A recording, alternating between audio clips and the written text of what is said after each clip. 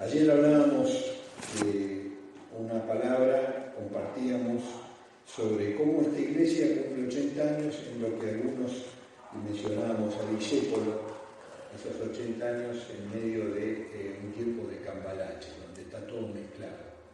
Y este hombre que murió a los 50 años de un síncope, con un agnosticismo tremendo en la pobreza, describía lo que el apóstol Pablo ya en 2 Timoteo capítulo 3 hace una lista de lo que dice que los tiempos difíciles va a haber. Y hoy lo vemos a nuestro alrededor, donde quiera que vayamos. Introducíamos así, y decíamos para terminar que esta iglesia pueda crecer, tener este feliz cumpleaños para la gloria de Dios, y eso quiere decir servir al prójimo. ¿De qué manera? ¿Cierto? Con un pastor bíblico que quiera vivir la plenitud de Dios de acuerdo a su palabra, y damos gracias a Dios por el pastor Roberto, por ovejas que son ovejas, quieren ser ovejas, no carneros. Ayer muchos no abundé en eso, ovejas que desean ser pastoreadas para la gloria de Dios, ahuyentando a los lobos que pueda haber. Y en esta mañana yo quiero compartir un pasaje bíblico que fue uno de mis primeros mensajes cuando en el seminario bautista tenía que dar examen de homilética, y fue muy lindo y en su momento, y cada tanto me vine, y cuando oraba para compartir con ustedes esta mañana, dije voy a compartir esta palabra con todo lo que la vida a uno le va enseñando, por supuesto. Y lo quiero hacer contando una experiencia que viví años atrás y una porción de la palabra de Dios. Un matrimonio amigo uruguayo con 13 negocios de calzado cayó en crisis, en ruina, en la crisis del 2000, y quedaron en la calle. Y vendieron todo, no se quedaron por nada. Podían haber declarado quiebra y quedarse. Dieron todo, y se quedaron sin nada y seguían debiendo muchísimo. Hasta que fueron amenazados de muerte. Un domingo hacían el devocional, él con sus 5 hijos, su esposa, y balearon la casa y él dijo, me tengo que ir de Montevideo. Y amigos de la adolescencia, se vino a Buenos Aires, dimos el hospedaje y fue viniendo la familia. Y él volvió, y cuando volvió y ya definitivamente quedaban viviendo en Buenos Aires, estábamos tan felices que empezaba una nueva etapa, que lo fuimos a festejar al patio Woolrich. No sé si conocen Buenos Aires, es un shopping muy fino, y dijimos, como somos de Flores nosotros, ir a Recoleta en medio paquete, ¿no? Y fuimos ahí y dijimos, vamos a ver una película y vamos a ir al restaurante de este shopping que es muy lindo, para estar juntos. Su esposa, él, mi esposa y yo. Y estábamos los 4, fuimos a cenar antes de ir al cine. Por supuesto la película la elegí yo, porque si dejamos a las mujeres, no sé aquí las mujeres cómo son. Yo voy al cine cada muerte de obispo, ¿no? Pero bueno, la elegí y yo quería algo de aventura. Resulta que era de Schwarzenegger. Se enteraron nuestras esposas ahí en un momento, ¿no? Pero fuimos a cenar, y cuando estábamos cenando pedimos los platos, vino una señora, una moza, hicimos el pedido. Estábamos tan contentos de volver a vernos y estar bien. Y entonces hicimos una oración antes de comer. No sé si ustedes oran antes de comer cuando están en lugares públicos, ¿no? Y él me dijo, Miguel, ¿querés dar gracias? Y yo estaba tan contento que oré y se ve que oré un poquito más largo de lo habitual. Vieron que esas oraciones son muy de relámpago. Y yo estaba muy contento y me di cuenta porque mi mujer me tocó con el pie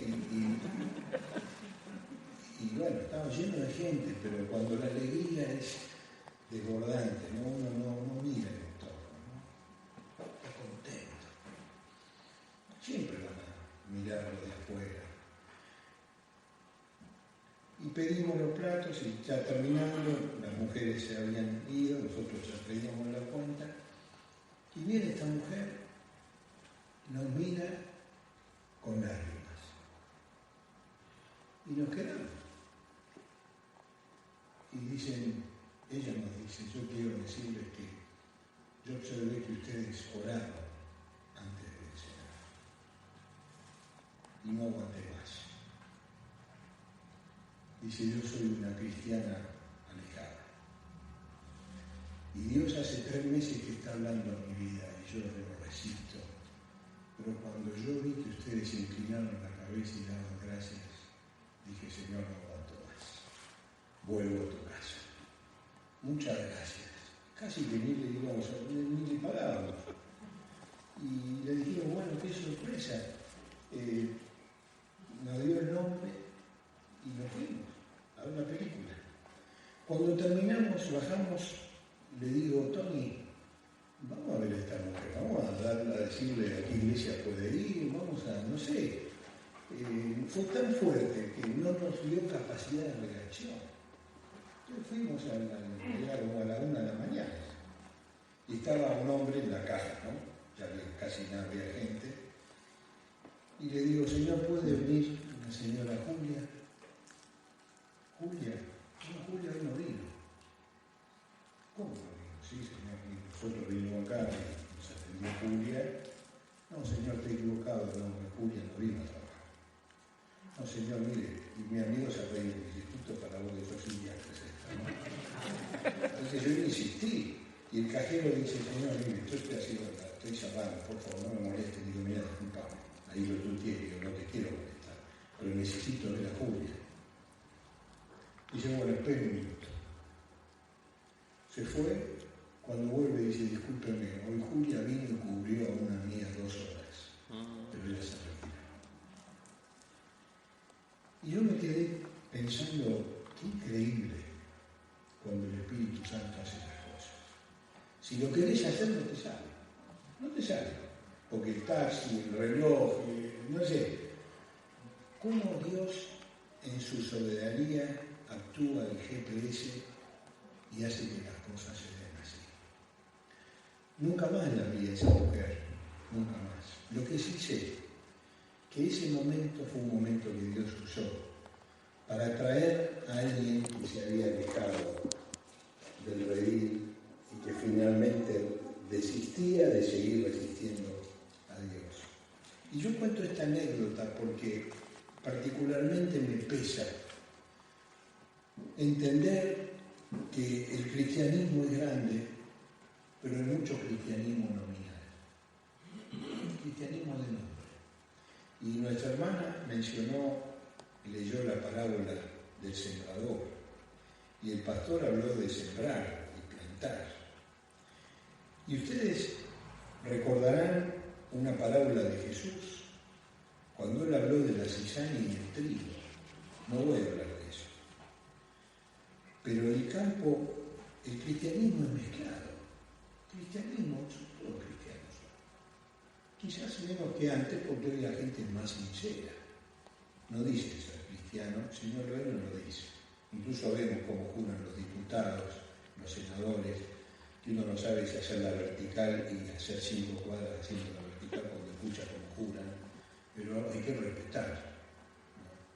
Pero en todo caso no juran por cosas que después ni creen. Pero el cristianismo está mezclado.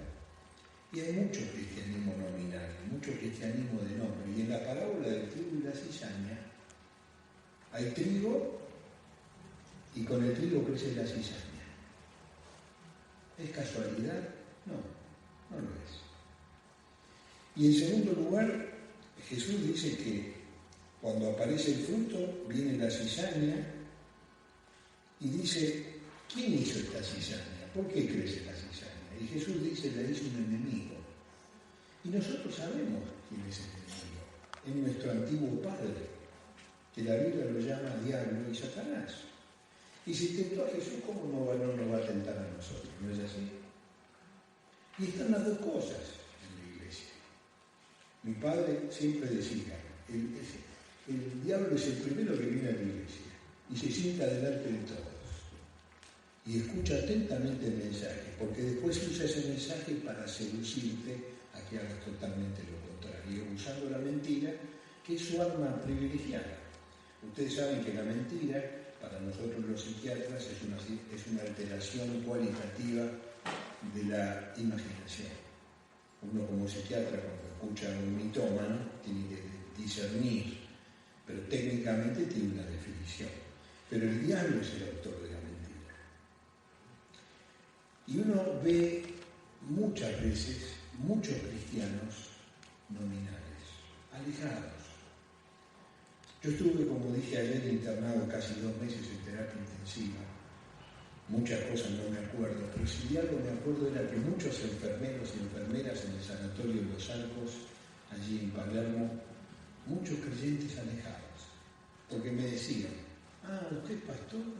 Sí, yo iba cuando era chico, hoy me aparté. Claro, hay muchos motivos, porque al cristianismo ser mezclado, porque nadie pide un pase, no hay un detector de mentiras, ¿no es cierto? Y hoy cristianos, y me llamaban la atención, y con qué amor me trataban. Y eran personas que conocían y disfrutaron un tiempo. Ahora, la iglesia es una iglesia mezclada, trigo, cizaña. Hay un enemigo que se encarga de eso, y también Jesús nos muestra en esa parábola que un día Él, Dios, se va a encargar de separar el trigo y la cizaña. No es tarea nuestra. Por eso, como cristianos, no podemos discriminar y cometemos un error si juzgamos y discriminamos. Y como decía un amigo mío, en el cielo va a haber tantas sorpresas, ¿no? ¿Vos estás acá? ¿Qué haces acá? ¿Y vos qué haces? ¿Se imaginan? Puede ser fuerte eso, ¿no? No sé cómo va a ser. Pero Él es el que escribe en el libro el nombre. Y en esta mañana yo quiero retomar al apóstol Pablo en su tercer viaje misionero y quiero compartir eso con ustedes. En Hechos capítulo 20, teniendo en mente esta introducción, tal vez un poquito amplia que estoy haciendo, es para que me entiendan mi corazón. Más de una vez yo estoy en el consultorio, escucho a la persona y le digo, ¿lo habló esto con su pastor? No, el pastor no. ¿Por qué? Porque primero no sé quién es el pastor. Segundo, después de 2 años me dijo, bienvenido.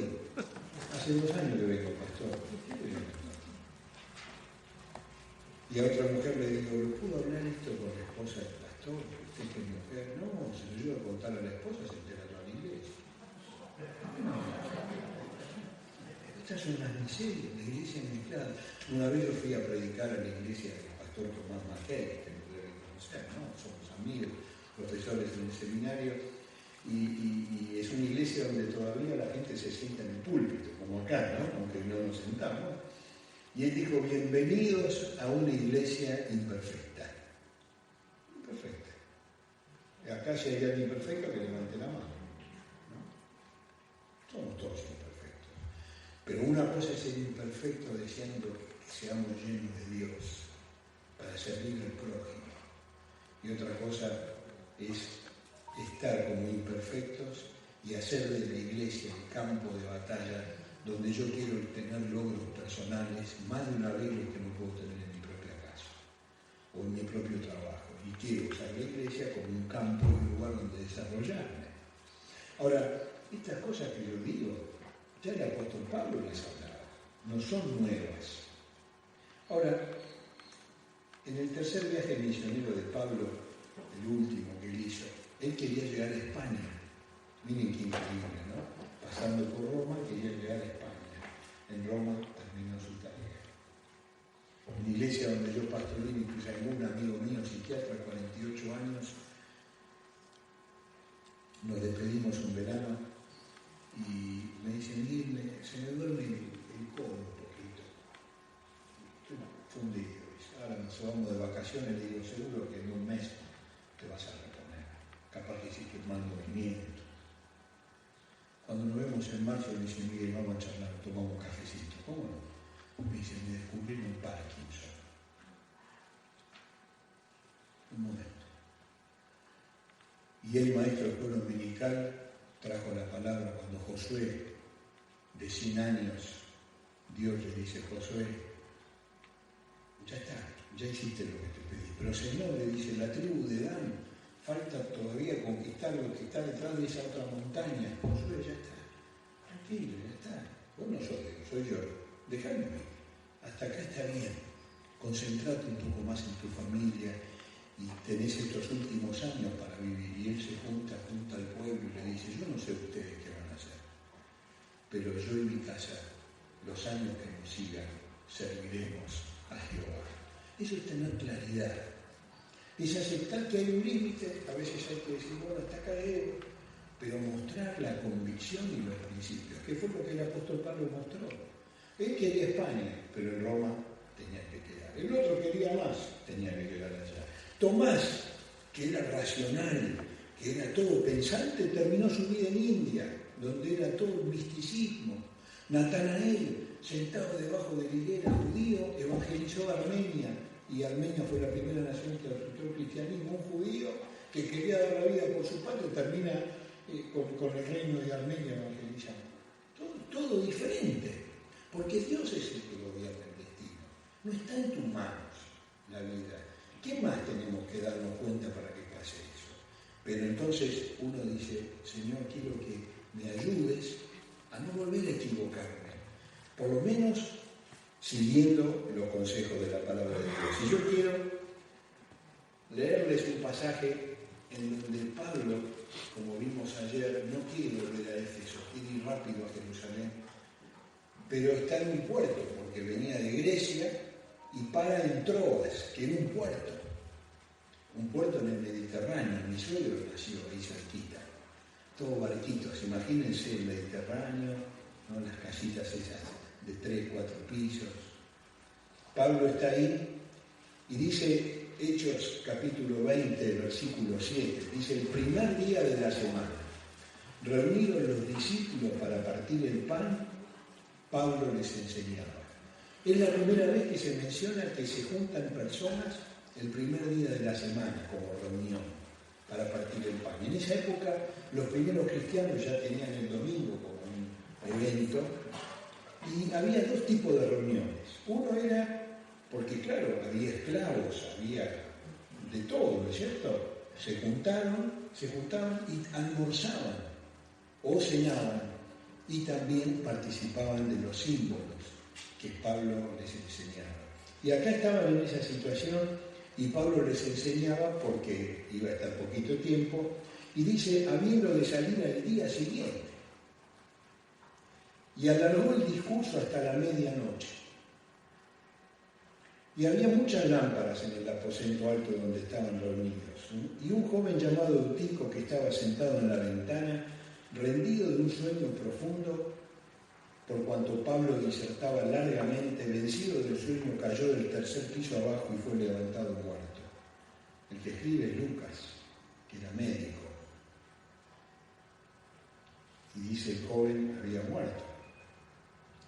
Entonces descendió Pablo y se echó sobre él y abrazándole dijo, no os alarméis, pues está vivo. Después de haber subido y partido el pan y comido, habló largamente hasta el alba y así salió y llevaron al joven vivo y fueron grandemente consolados.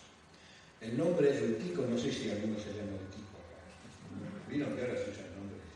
En nuestra iglesia presentamos muchos bebés porque en la pandemia no se podía y cuando se empezaron a hacer las reuniones se hicieron presentaciones medio masivas, ¿no? Es más, mi nieto fue presentado con 5 más, ¿no? Y nosotros, bueno, y ninguno se llamaba Eutico. Y yo busqué qué nombre se usó más en Argentina el año pasado. Y bueno, son nombres que no estamos muy acostumbrados, pero Isabela, Emma, la mujer, el nombre que más se usó es Emma, y en los varones son nombres que antes se usaban, Manuel, parecen recién venidos de España, y son todos nombres hebreos. Eutico, afortunado quiere decir. Yo no sé cómo te llamas vos, pero hay personas que el nombre les calza justo. Y ustedes saben que el nombre es la palabra que más uno tiene escuchada, ¿no? Desde bebé uno va con el nombre. Y a veces es tan fuerte eso, y a veces es tanta la mochila que se le pone al nombre, que le condiciona la vida a la persona. Yo no sé tu nombre, pero espero que no te condicione tus convicciones, tus principios, lo que vos querés. Porque encima los nombres a veces se le ponen apodos, y los apodos a veces condicionan. No voy a entrar en eso porque no salgo, pero a veces pesa mucho. Porque el primero que lo cree es uno mismo y se deja condicionar por eso. Jesús llamaba a las personas por su nombre y se las cambiaba. Porque finalmente cuando uno se encuentra con Jesucristo empieza a cambiar. Es un cambio que se da repentinamente, pero empieza una transformación. Uno cambia.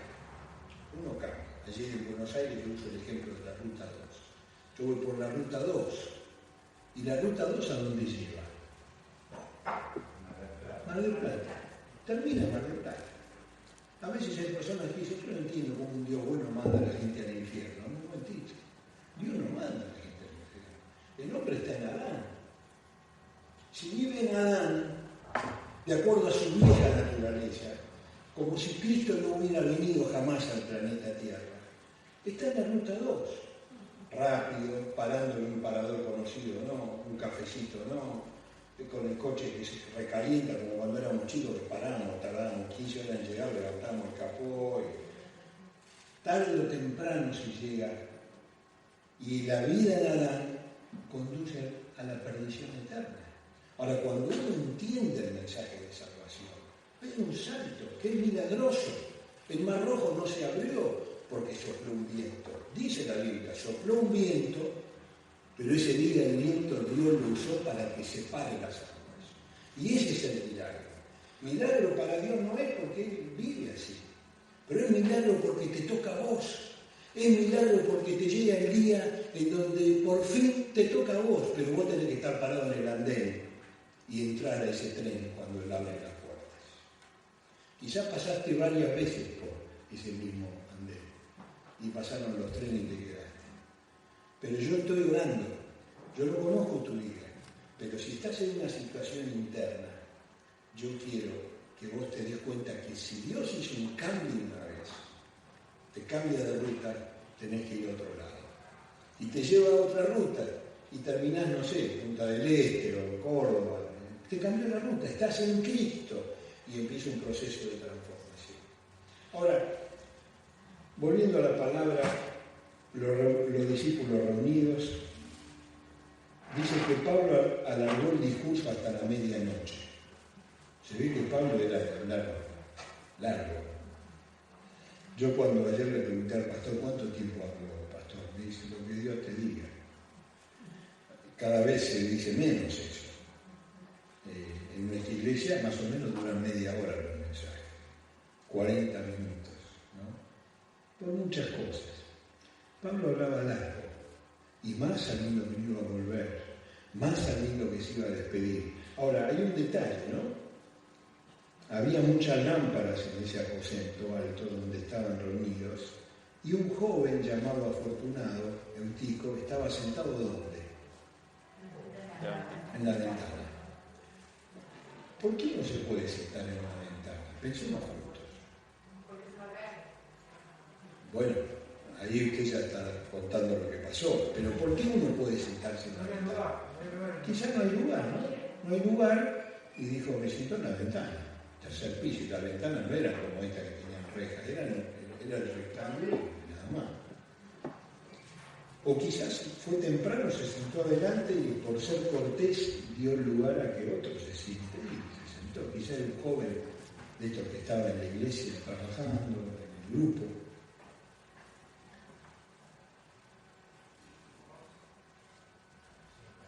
El tema es que una ventana es peligroso para sentarse. Y yo me lo imagino a Eutico sentado en medio del refilón, casi como montando la ventana para estar seguro. Y encima Pablo habla largo. Y encima están las luces de aceite con el humo. ¿Y el humo para dónde va? ¿Dónde está la ventana? Y quizás este muchacho habrá trabajado todo el día. Y era de noche, ¿no? Y la Biblia es muy clara. Dice que le vino un sueño y se cayó. Ahora no se cayó para adentro. ¿No le llama la atención? Porque si uno se sienta en la ventana, ¿para dónde puede caer? ¿Para adentro o para afuera? ¿Será que estaba mirando mucho afuera? Tercer piso, un puerto, movimiento, un barquito que llega ya para terminar el día, no sé. Mi impresión y acá quiero jugar con esta idea en la mente de ustedes, Eutico estaba dividido. Y la ventana mostró esa división. Estaba internamente, peligrosamente dividido. Y lo de afuera cautivó un poquito más. Para colmo, si Pablo era denso, con más razón. Y hay muchos motivos por los cuales desde la iglesia podemos empezar a mirar para afuera. Como un problema. ¿Qué nos mueve a mirar para afuera? Porque la Biblia dice que de la abundancia del corazón habla la boca. En el seminario yo enseño psicología pastoral hace unos años. Ayer hubo un matrimonio que eran alumnos míos en el año 2003, 2004, me dio una alegría muy grande verlos. Cuando uno está dividido, lo que hace también está dividido. ¿No es así? Cuando explicamos en el seminario las tentaciones, y yo le digo a los alumnos, las tentaciones son una bendición. ¿Qué les parece? Si yo le dijera a ustedes, las tentaciones son una bendición, ¿qué me dirían? En primer lugar, ¿ser tentado es pecar? No. No. Muy bien. Caer en la tentación es pecado. ¿Está bien? Pero yo encuentro que la tentación es una bendición. ¿Por qué? Porque la Biblia dice que cada uno es tentado de acuerdo a su concupiscencia. Y uno trabaja en esto de tener que meterse en la vida del otro y mirar su interior. Y hay personas, hace poquito vi una persona que me dice, mire, yo quiero que usted me atienda, pero no quiero hacer terapia. Hace 30 años que hago terapia. Y cada vez me conozco menos. No quiero hacer terapia. La terapia es la intención de que uno aprenda a verse hacia para adentro. Y la Biblia dice que si querés conocerte adentro, tenés que ver cuáles son tus tentaciones. Porque Satanás te tienta de acuerdo a tu tentación, a tu concupiscencia. No te va a tentar de acuerdo a cosas que no te van a prender. No sé qué le habrá pasado a Eutico. Tampoco quiero ser injusto con Eutico. Se cansó, se cayó para afuera. Si se hubiera caído adentro, lo hubieran atendido más rápido, hubiera habido algún tipo de ayuda distinta. Pero se cayó para afuera porque cuando uno empieza a mirar para afuera, se conecta el afuera con lo que te toca adentro. Y ahí es que se empieza a hacer el picnic, ese es tu antiguo Padre Celestial, Satanás. No tu nuevo Padre Celestial. ¿Se entiende? Entonces te va trayendo. Y el apóstol Juan dice, cuidado con los deseos de la carne, cuidado con los deseos de los ojos, cuidado con la vanagloria de la vida, cuidado. ¿Está mal? No. Yo ahora estuve de vacaciones y me enteré que el pastor se va a ir donde yo estuve. Y tengo un amigo que tiene un gomón. Y una vez por año cuando voy embarco con él. Me gusta. Y ¿no es cierto? Y uno disfruta. ¿Eso está mal disfrutar? No. ¿Está mal que haya cosas que gusten? No. ¿Está mal aspirar? No. El tema es cuando eso cautiva tu corazón y empieza a expresar la división que empezás a dar lugar en tu interior. Porque te vas a empezar a dormir, ¿verdad? Y encima vas a encontrar muchos motivos por el cual justificar tu dormida. ¿Y qué querés? Si Pablo habla largo. ¿Qué querés? Si está en la lámpara, ¿por qué no hacen otra ventana? ¿Qué querés? ¿Y por qué no hacen asamblea más seguido? ¿Qué querés? ¿Por qué esto? Porque hay tantas razones para las cuales vos puedas poner la justificación afuera. Y quizás tengas razón, quizás no. Pero quizás sí, porque es una iglesia imperfecta, que espera un día la perfección. El tema es que te caes y te caes para afuera. Ahora, qué bueno es Dios que recurre a proveer herramientas para que vuelva a la vida. Porque ¿saben qué? Yo creo que el espíritu se puede apagar, pero el espíritu está presente. Y cuando el Espíritu está presente y cuando vuelve el calor, cuando vuelve el amor, de eso se trata, vuelve la vida. Y dice que el apóstol Pablo, no sé qué maniobra habrá hecho allá, Lucas no lo detalla. Lucas sí en su evangelio detalla cómo Jesús hacía algunos milagros. Escupía, ponía el barro, da algunos rudimentos, alguna clasificación médica. Acá lo que dice es que Pablo se le tiró encima, habrá hecho boca a boca, le dio calor, lo abrazó, Dios hizo el milagro de la recuperación. El milagro de volver a que una oveja que se alejó vuelva. Y una iglesia que ama, no que juzga. Ahora volvés, no te da vergüenza lo que hiciste. Una iglesia que recoge, porque está siguiendo al pastor y el pastor ama a las ovejas y deja las 99 para buscarlas. Y Pablo bajó enseguida, lo abrazó el pico y dice que la gente se alegró, llegaron al joven vivo y grande fue la consolación. Yo tengo la ventaja que no conozco prácticamente a ninguno, y mucho menos conociéndolo desde lo que la palabra dice conocer. El que te conoce es Dios. Los sueños primero son livianitos. Bueno, me vienen cosas para contarles que yo, de chico, el domingo iba a 5 reuniones. Yo iba a la iglesia evangélica armenia, a la mañana hijo de pastor, vivíamos enfrente, se imaginan. A la mañana, 9:30, la reunión para los creyentes, en Armenia. Luego, la escuela dominical. Después el culto. Comíamos rápido y íbamos a Plaza Flores a predicar. Yo iba con mi papá, lo veía tocando el acordeón. A las 5 de la tarde, la reunión con los jóvenes.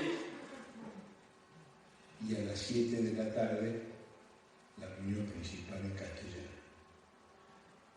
Y encima al mediodía íbamos a la casa de la abuela y comíamos comida armenia. La abuela cocinaba 4 comidas, niño envuelto, pilar, desmeyún, bueno, no voy a andar contando porque después. Entonces, la verdad es que una de las reuniones era una dormida impresionante. Que nos despertamos cuando el predicador decía, y para terminar, y ahí te despertamos. Era como que nos enganchábamos ahí.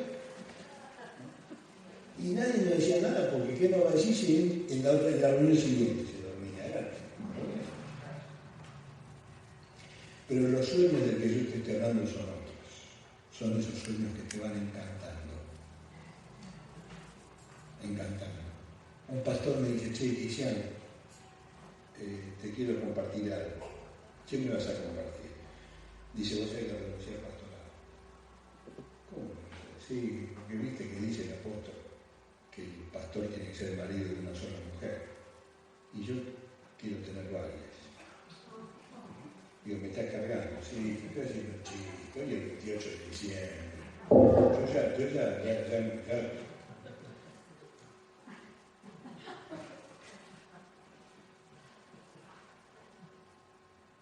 De la abundancia del corazón habla la boca. Está lindo el chiste, no lo repitas en la iglesia. Pareja cristiana, no sigan hablando que si no se arreglan se van a divorciar. Las palabras abren camino. ¿Por qué no se ponen de rodillas a orar? ¿Por qué no buscas ayuda para corregir ese sueño que empezó, que se inspira en el puerto de Troas, no en el tercer piso donde Pablo está hablando? El sueño va avanzando, primero livianito, después se va haciendo profundo, y si no tenés la bendición de que estés roncando y alguien te dé un codazo, te caes. Gracias a Dios por hermanos que dan esos codazos que despiertan antes que sea peor. Tampoco es cuestión de ser especialista en codazos, ¿no? Me siguen, pero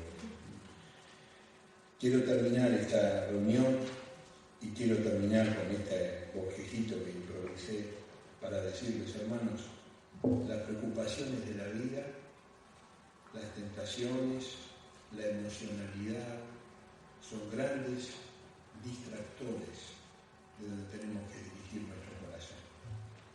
Y yo quiero invitarte a que si sos como esta moza que el Señor te está hablando y vos te estás poniendo duro. Qué lindo que hoy digas, hasta acá, Señor. No te entiendo, estoy con bronca, pero quiero volver y quiero que me muestres el camino. Y porque sos grande, quiero que lo hagas, Señor, sabiendo que vas a lo mejor para mí. Quiero que esta sea tu oración esta mañana. Si a lo mejor estás dentro de la iglesia, pero estás en la ventana, sentate en el banco. No, lo que pasa es que en la ventana estoy más alto y veo la cabeza de todo, pero la idea no es la cabeza de la gente. La idea es que honres a Dios, sentate en el banco. Y si estás pensando si se sentaron todos, olvídate de todo, pensá en vos. No digas más eso es orgullo, olvídate de la gente, vos sos lo más importante para Dios.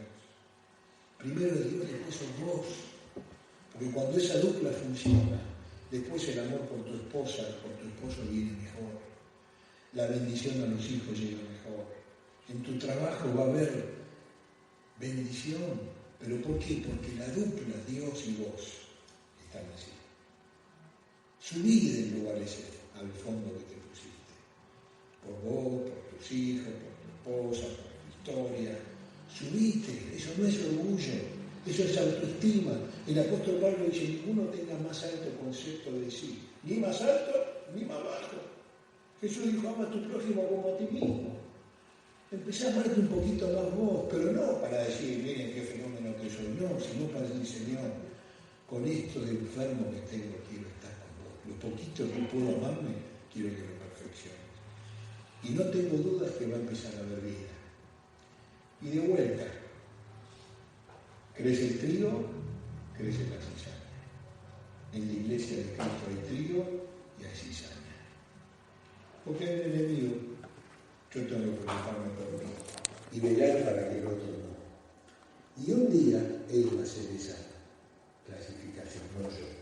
Correte si estás juzgando, correte si querés jugar al Espíritu Santo. Yo me equivoqué mucho. No es mi función, gracias a Dios. No es mi función. Y el Señor te quiere y te quiere dar vida como se la dio Pablo a Rutico. ¿Qué te parece? ¿Está bien? ¿Se entendió, hermano? Amén. Traté de bajarlo lo más. Estamos entrenados para ser técnicos, para mostrar el PowerPoint como ayer 10 veces más mejor, pero va a distraer. Yo quiero que Dios te abra tu corazón. Por eso vamos a ponerlo de